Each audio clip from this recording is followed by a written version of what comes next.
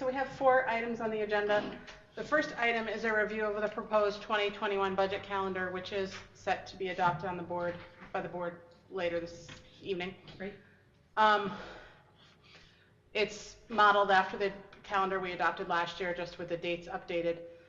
Still looking at potentially a community forum in March, as well as February prior to the budget presentation. So I think last year we only ended up actually having one, but the calendar had 2 community forums before the formal budget presentation, just to update the community on what the issues related to the budget were and what we were looking at. I don't know if anybody has any questions specifically on those or on that. No, I'm just commenting on the community budget forum early February. I think that was the one that we were really waiting for more additional data from the state, so that one is kind of early, but. It is, particularly like if you look at the line before that, the governor's budget proposal, you don't anticipate until, just a week or 2 before, right. So it's quick turnaround.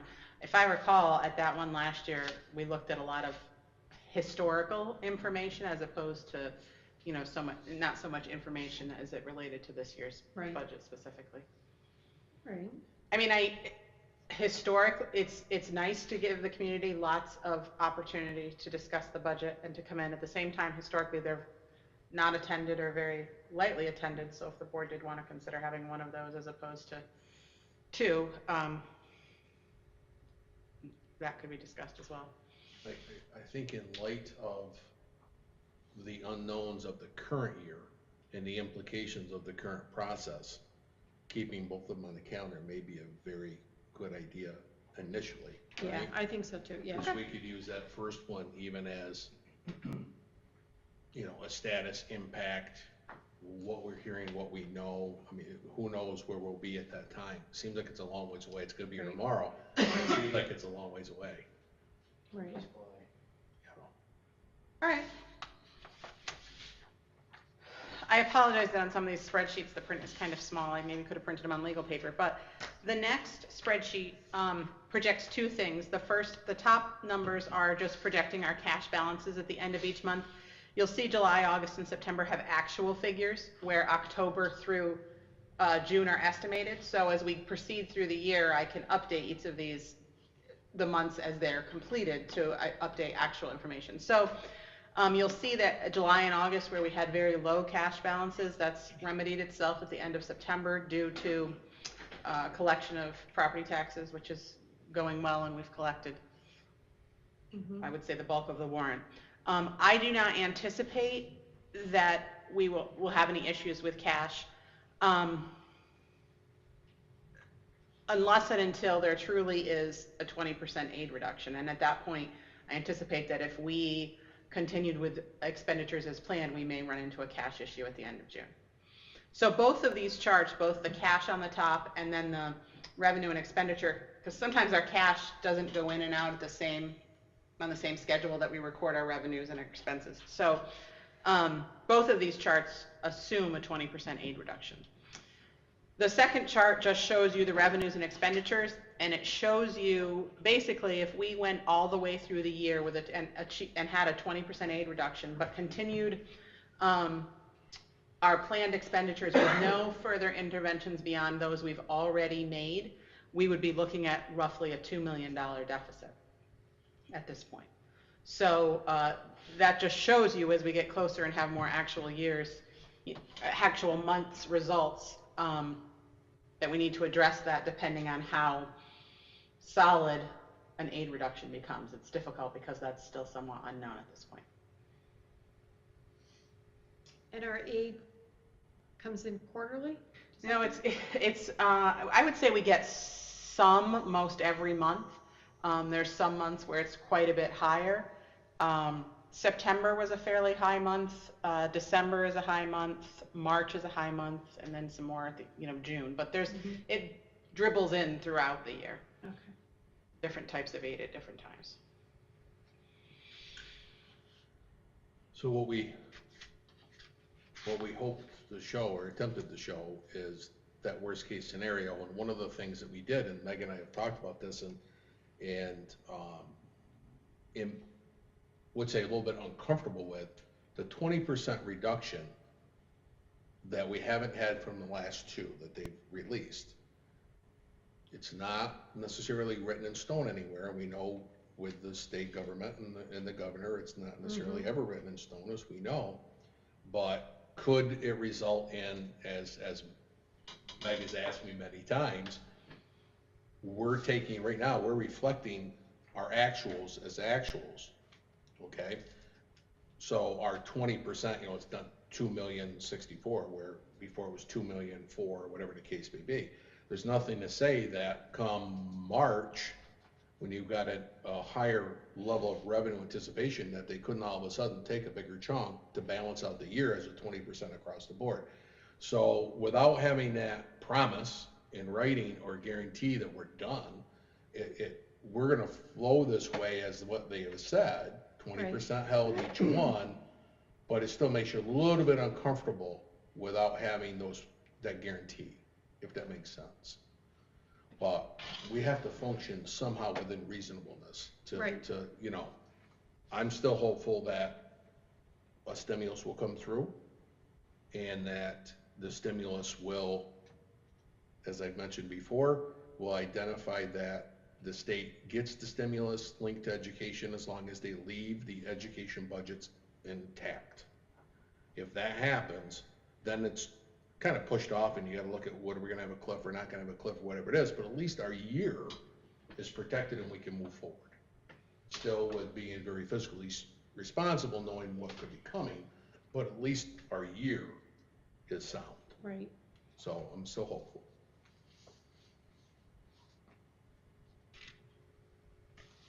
I don't know if there's any questions on that chart in particular. Again, I'll continue to update it as we go through the months, and what's estimated for a month will become actual, and we'll continue to look at it. The next chart is just a look at state aid. Mike talked about this a little bit. So the top section is actually aid from last year, the payments for which we received in this fiscal year. So July, August, or September. So you'll see that we were expecting a total of $1,017,000, but they withheld $203,000 of that. So that's last year's aid that we claimed, but they only paid it at 80%. So that's a revenue that we were anticipating for last year and did not get. Then you'll move down to actually aid for this year's budget that was paid in this year, and you'll see each of those aid payments that came in, they were all funded at 100%, as Mike said. So that reflects aid through just last Friday, the 15th. So all of the current year's aid payments that we've been due at this point have been paid 100%. So the very bottom section says, we had $13,865,312 of state aid budgeted. If that had been reduced a full 20% in every category, that's the potential of almost $2.8 million. The amount we've already received in aid for this year at 100% accounts for $335,000 of that. So if we were able to keep those payments we've already gotten at 100%, and they don't reduce future payments by greater than 20%, currently our potential impact is closer to $2.4 million. Now, yeah. So that's where you're saying if down the road they decide, okay, we didn't keep the 20% out in the earlier payments, but we're gonna Right, because we reduce didn't that say now. it was a payment by payment. We said it could be reduced overall by 20. Right. Which is what Meg keeps reminding me of, is the language doesn't specifically say Per necessarily each payment. payment. Could a future payment be reduced 40% to make up for a payment that we've already received at 100%? We don't know. Right. Right. So giving as much information as we can with the running totals, we thought would be very helpful to see as this develops, exactly what we're looking at. Keep everybody well informed, and then we'll go forward. And you can see if they had taken 20% of the 1.6, that would have been another 320? 335. 335, and that was that potential of 500,000 that we would be at right now, which is what we were worried about on top of the 500,000 CARES Act that they've already nabbed and reduced us for. Mhm. So, you know, there's some pretty big numbers here that we're still concerned about, but thankfully that 335, or that 1.6 came through 100%.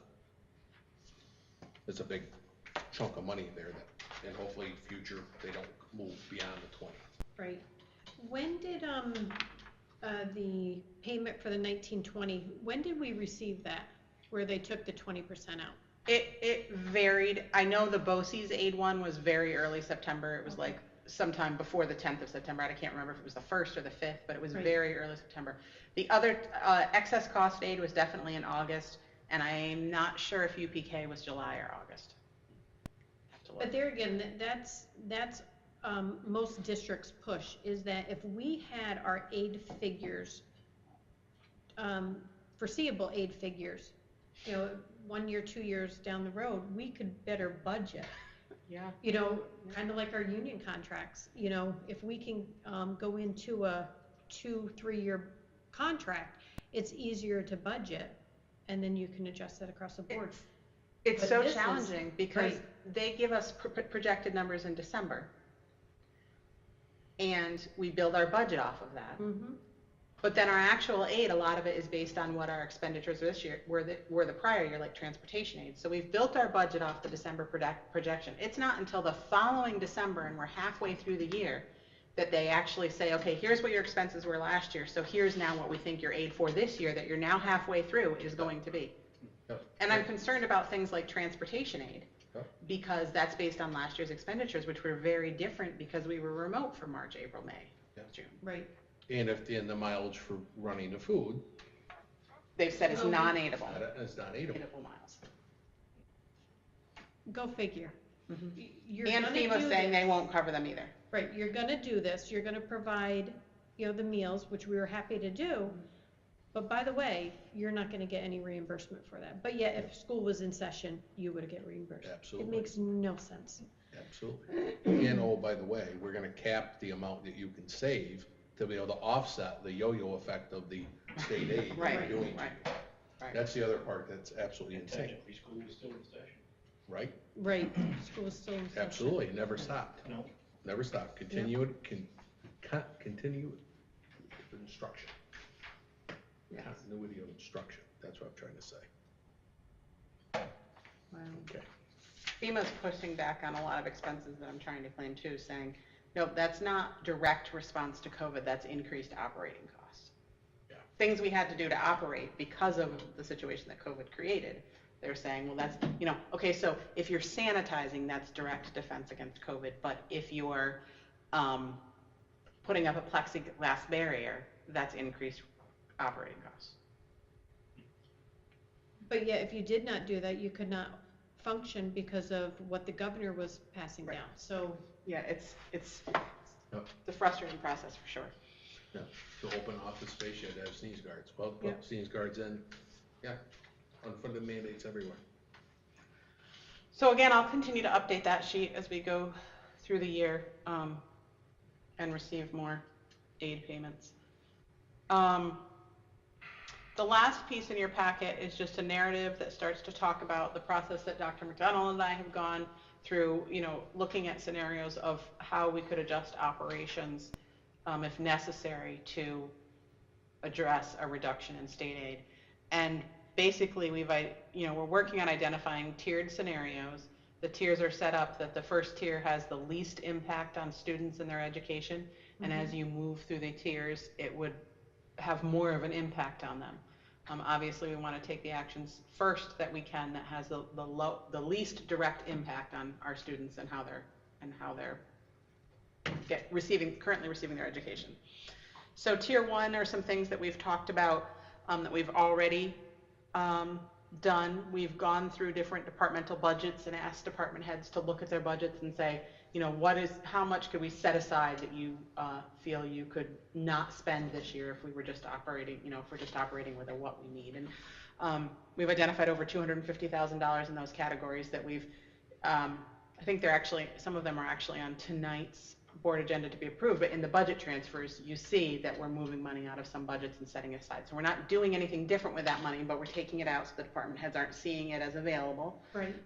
And just setting it aside as a money that we don't anticipate spending if we don't need to. We've also gone through, several of our federal funds had funds that had not been fully spent in prior years. So we were able to roll those over. Some that we were actually at risk of losing were extended because of COVID, and so we have them for another year. And we've gone through and put as many personnel-related costs into the grants with those rollover funds as we could, and prepared budget amendments using those funds from prior years. So we were able to move about $70,000 out of the general fund to those federal funds to cover those costs. And then we've also made some administrative changes effective October 31st that are going to result in approximately $120,000 in savings for the remainder of the year. So that's about $440,000 in interventions that we've already identified as tier one. And I think those interventions are helpful and important even without a reduction in state aid, as we know that it's going to be challenging to have the $500,000 of CARES Act funding that was already removed from the state budget for this year restored next year. So I don't know if you want to add anything. I don't know what I could add. That was very thorough. Thank you. It was. In executive session today, we're going to talk about the remaining tiers as they are related to key personnel. So we felt it'd be more appropriate to discuss there. Right. And we'll lay it all out with estimated savings, and we'll go from there. Nowhere that any of us want to be with any of it, but well, we we'll have it certainly very don't want to clear. be there, but with the uncertainty coming down from the state, I think, you know, we're going to be further ahead if we have a plan in place. Yep. That helps protect the students' education. And like starting here, where you did in tier one, I think that's an excellent start, you know, to trying to save and protect them. Yep, and everybody was wonderful. I mean, all of our managers worked with us on that and went through the process. It's been, you know, a different year because we froze spending, closed it down August. Rick would probably know the exact date. Yeah. Sometime in August, I believe, right? To get it closed down. I kind of wish we had done it earlier. Wish we had done it, you know, July 1st, the first day I came into district, but we didn't know. Yeah. Well, so this is a budget that we approved. Exactly. The voters approved back in May to start July 1. Yep. Right. And here we're already shutting down spending August. And then you're telling us that all the requirements that have to be put in place before we can even open up, and that had to be part of our opening plan. Absolutely. Sent down from the governor. We're already cut down on spending a month later after we just started this budget. Yep, that's a good analogy. We've spent Absolutely. well over $20,000 on like PPE and plexiglass barriers and things. I mean, I would probably venture to say that it's probably closer to 30 or 40. And that's things that we didn't have that were truly not in an allocation that we made decisions on.